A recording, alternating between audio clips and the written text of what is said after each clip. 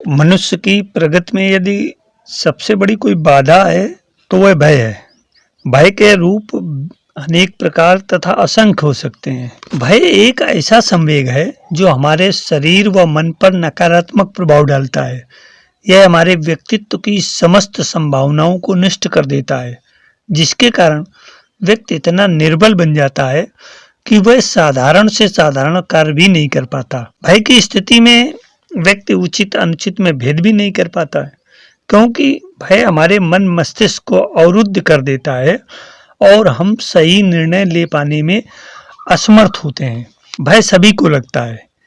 वास्तव में भय हमें चेताने आता है ताकि हम आने वाली विकट परिस्थितियों का सामना करने के लिए तैयार हो जाएं। किंतु यह घातक तब होता है जब व्यक्ति को अकारण ही हर चीज से भय लगने लगे। कुछ लोग डर डर कर अपना जीवन व्यतीत करते हैं और डर को अपने जीवन का अभिन्न अंग बना लेते हैं। यह मानना भूल है कि डरने से हम प्रगति कर सकते हैं। भय एक ऐसा भाव है जिसे हमेशा अस्वीकार ही करना चाहिए, क्योंकि भय के विषय को आकर्षित करता है। भय, डर यानी फियर, FEAR की एक बहुत ही सुंदर परिभाषा है। False evidence appearing real. सामान्य शब्दों में इसे कह सकते हैं फियर यानी वे झूठ जो हमें सच लगते हैं।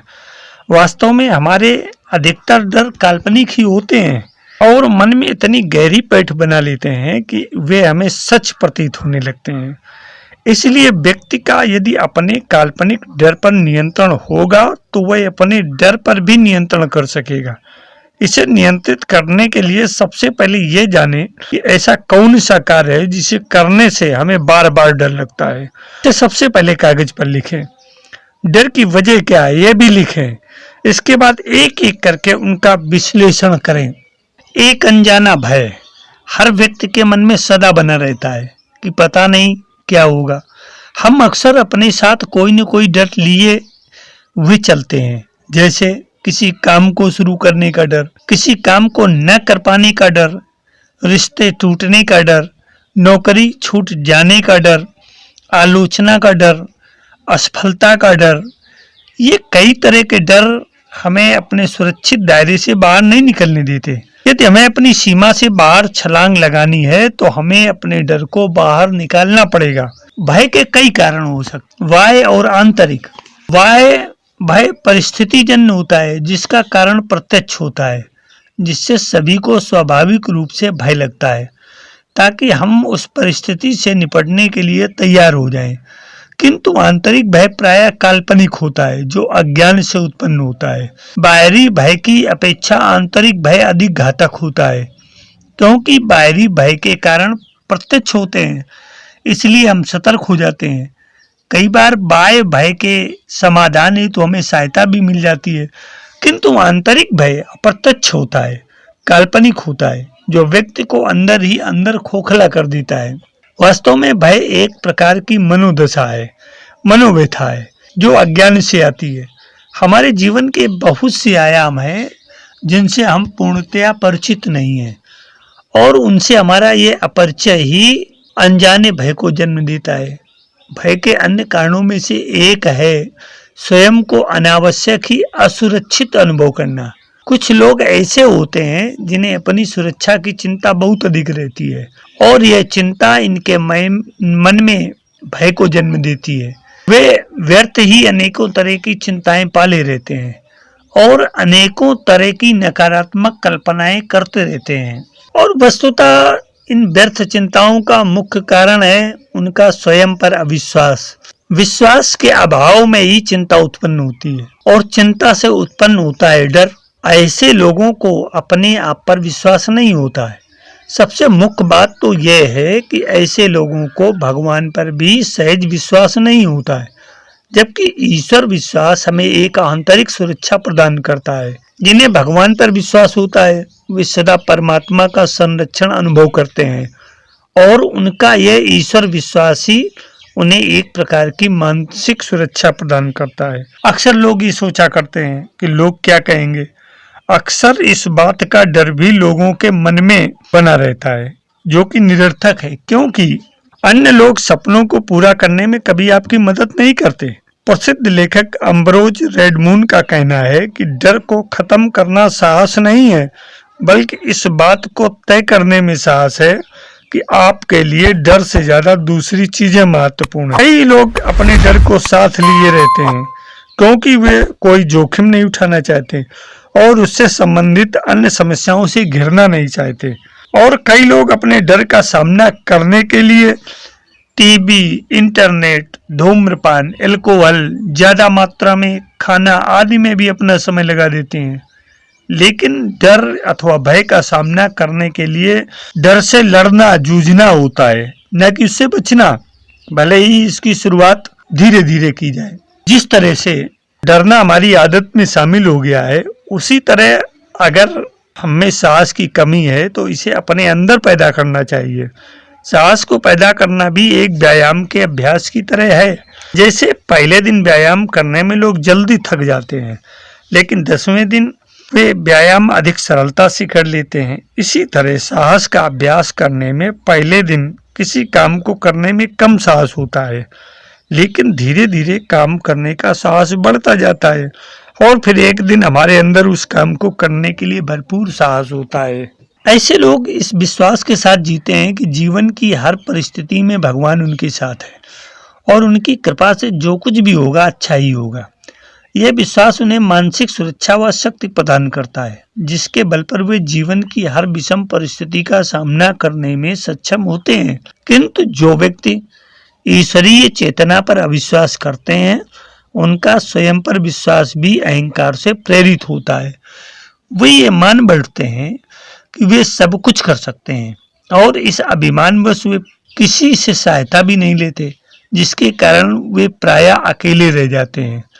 उनके जीवन का ये अकेलापन ही उनमें चिंता, भय, तनाव, अवसाद आदि अनेक तरह की मानसिक समस्याओं को जन्म देता है। हमें जीवन में जो कुछ भी मिला है उसे खोने का डर हमारे जीवन की अन्य समस्या है। हम जीवन में बहुत कुछ पाना चाहते हैं और जो हमारे पास है उसे यथावत बनाए रखना चाहते हैं, किंतु हम ये भूल जाते हैं कि ये संसार नश्वर है। यहाँ की प्रत्येक वस्तु नश्वर है, जिसकी उत्पत्ति हुई है उसका भी नाश होगा, किंतु हम अपने स्वार्थ और मोह बस इन सब से चिपके रहते हैं और यह मोह ही हमारे भय का प्रमुख कारण है। जहाँ लोभ होगा वहाँ भय भी होगा। हमारी संस्कृति हमें त्याग करना सिखाती है, क्योंकि जहाँ पर त्याग है वहाँ लोभ नहीं और जहाँ लोभ नहीं वहाँ भय नहीं।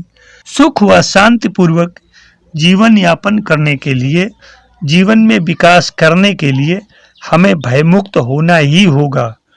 हमारे अधिकतर भय काल्पनिक होते हैं, जो हमारी नकारात्मक सोच का परिणाम होते हैं। निरंतर नकारात्मक सोच व्यक्ति को भयभीत बना देती है। ऐसे व्यक्ति के मन में हमेशा एक अनजाना भय बना ही रहता है और वह व्यक्ति अकारण ही डरता है। ऐसा व्यक्ति चाहकर भी अपने आप को भयमुक्त नहीं कर पाता, क्योंकि वह ये समझ ही नहीं पाता कि उसके भय का मूल कारण क्या है। यदि किसी तरह वह ये जान भी जाए तब उसे क्या करना है, इससे वह अनभिज्ञ रहता है। ऐसे व्यक्ति प्रायः परिस्थितियों से भागने लगते हैं, पलायन करने लगते हैं, किंतु ऐसा करके भी वे तनाव मुक्त नहीं हो पाते, क्योंकि उनका भय तो उनके मन में ही बसा है। हम परिस्थितियों से तो भाग सकते हैं, किंतु अपने मन से कहाँ तक भाग पाएंगे।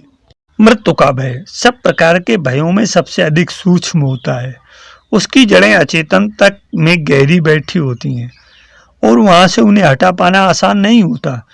मृत्यु जीवन का एक शाश्वत सत्य है और मृत्यु पर विजय पाना संभव नहीं है, पर इस सत्य के साथ यह भी सत्य है कि सही सोच व सकारात्मक दृष्टिकोण के साथ मृत्यु के प्रति अपने नजरिए में बदलाव ला पाना संभव है। स्वयं भय ही इस मार्ग में एक बड़ी बाधा है। इस भय से छुटकारा पाने का एक उपाय तो यह है कि हम ये जान लें कि जीवन अविभाज्य और अमर है। बस उसके रूप अनगिनत होते हैं और वे रूप ही क्षणिक तथा नाशवान होते हैं। इस तरह से जीवन का नाश तो होता नहीं, रूप अवश्य परिवर्तित हो जाता है और शारीरिक चेतना इसी परिवर्तन से भय खाती है।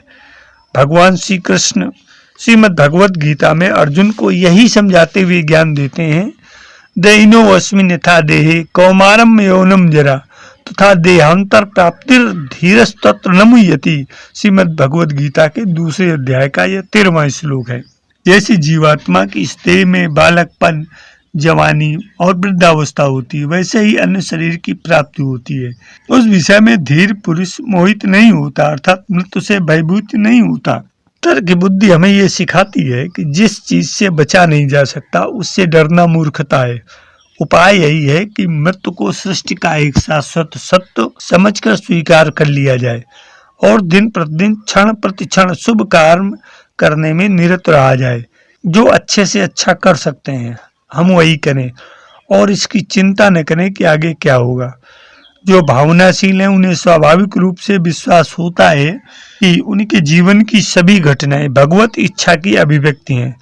इन घटनाओं को एक शांत समर्पित भाव से ही नहीं बल्कि कृतज्ञता पूर्वक स्वीकार करना चाहिए और ये विश्वास रखना चाहिए कि जो कुछ भी उनके साथ घटता है वह सदा ही उनके भले के लिए होता है। यह विश्वास ही उन्हें समस्त भयों से मुक्त कर देगा। मनुष्य के जीवन की श्रेष्ठता इसी सत्य में है कि हम अपने जीवन की सभी शुभ संभावनाओं को साकार रूप देने में सक्षम हो पाए। भाई चाहे बाहरी हो या आंतरिक, वह हमें अपने जीवन की इस प्रगति से सदा वंचित रखता है। नकारात्मक सोच अनावश्यक चिंताओं को जन्म देती है और यही चिंताएं धीरे धीरे भयावह भय का रूप धारण कर लेती हैं, जो हमारे व्यक्तित्व पर ग्रहण की तरह से छा जाता है। भय से मुक्त जीवन जीने के लिए हमें सबसे पहले अपनी सोच को बदलना पड़ेगा। यदि महान व्यक्तित्व के जीवन को पढ़ा जाए तो ये देखने को मिलता है कि महामानवों ने अपने जीवन में सदा सही सोच, आत्मविश्वास और ईश्वर विश्वास जैसे सद्गुणों को प्रशय दिया और इसी कारण से वे अपने जीवन में उन ऊंचाइयों को प्राप्त कर पाने में सक्षम हो सके। सकारात्मक सोच, भागवत आस्था, जागरूकता और सद्ज्ञान ऐसे साधन हैं जिन्हें अपने जीवन में अपनाकर समस्त भयों से मुक्त हुआ जा सकता है। जीवन में कदम कदम पर मिलने वाली असफलताएं मन में इतनी गहराई तक प्रवेश कर जाती हैं कि किसी भी कार्य की शुरुआत में ही हमें उससे मिलने वाली असफलता का डर भी होता है, लेकिन इसे ज्ञान और कौशल से ही दूर किया जा सकता है। हम जितना डर का सामना करेंगे उतनी ही हमारी अज्ञानता दूर होगी। जब गलतियां कम होगी तो आत्मविश्वास बढ़ता जाएगा और उतना ही असफलता का डर भी कम होगा। हमारा मन एवं हमारा चिंतन हमारे जीवन में खुशियों के लिए, पीड़ा के लिए, दुख के लिए जिम्मेदार है। मन से ही हमें सुख दुख की अनुभूति होती है। मन की दिशा क्या है और इसकी दशा क्या है, इन पर निर्भर करता है कि हम सुखी होंगे या दुखी होंगे। अगर परिस्थितियां मन के अनुकूल हैं, अगर वातावरण मन के अनुकूल है तो हम सुखी हैं। मन के प्रतिकूल वातावरण है, मन के प्रतिकूल यदि परिस्थितियां हैं तो हम दुखी हैं। कई बार ऐसे होता है कि जो परिस्थितियां हैं, जो वातावरण है, मन स्वयं को उनके अनुकूल बना लेता है, जिसे ये कला आती है मन के अनुकूलन की, एडेप्टेशन की, तो वो हर परिस्थिति में सुखी रहता है। शास्त्रों में, आध्यात्मिक पुस्तकों में, योग विद्या में हमें जो सूत्र बताए गए हैं, हमें जो संकेत दिए गए हैं, वे कहते हैं कि आप हर परिस्थिति में सुखी रह सकते हैं। आवश्यक यह नहीं कि आपके अनुकूल जो परिस्थितियां आए, आपके प्रतिकूल जो परिस्थितियां आए, उन परिस्थितियों के अनुरूप आपका रुझान क्या है, इस पर आपके सुख दुख निर्भर नहीं करते। आपकी मानसिक अवस्था कुछ ऐसी होनी चाहिए जिसमें आप सुख महसूस कर सकें, जिसमें आप प्रसन्न महसूस कर सकें। इसीलिए हम उन व्यक्तियों के जीवन को देखते हैं कि जिनके जीवन की सामान्य आर्थिक पारिवारिक कारण ऐसे नहीं थे जहाँ पर वो सुखी रह सकते थे, लेकिन फिर भी हम देखते हैं कि वो वहाँ पर परम सुखी थे, चाहे वो नामदेव हों, कबीर हों। दुख की परिस्थिति भी उनके जीवन में सुख की परिस्थितियां लाई। उनकी मना स्थिति में प्रसन्नता, खुशी सदा विद्यमान रही। ऐसा इसलिए क्योंकि उन्होंने अपने मन को सदा शांत व सुखी रखा। तो मेरे प्यारे अध्यात्म प्रेमी जिज्ञासु मित्रों, आपने भय से मुक्ति के इस मानसिक अवदान का अर्थ अच्छी तरह से समझ लिया होगा और समझ करके अपने जीवन को सुखी, प्रफुल्लित, विकसित बनाएंगे। दूसरों को भी इसे प्रेरणा के लिए प्रेषित करेंगे। अगर ये वीडियो संदेश अच्छा लगे तो इसको लाइक, शेयर, सब्सक्राइब अवश्य करें। जीवन के साथ योग चैनल में राजन आचार्य का सप्रेम अभिवादन।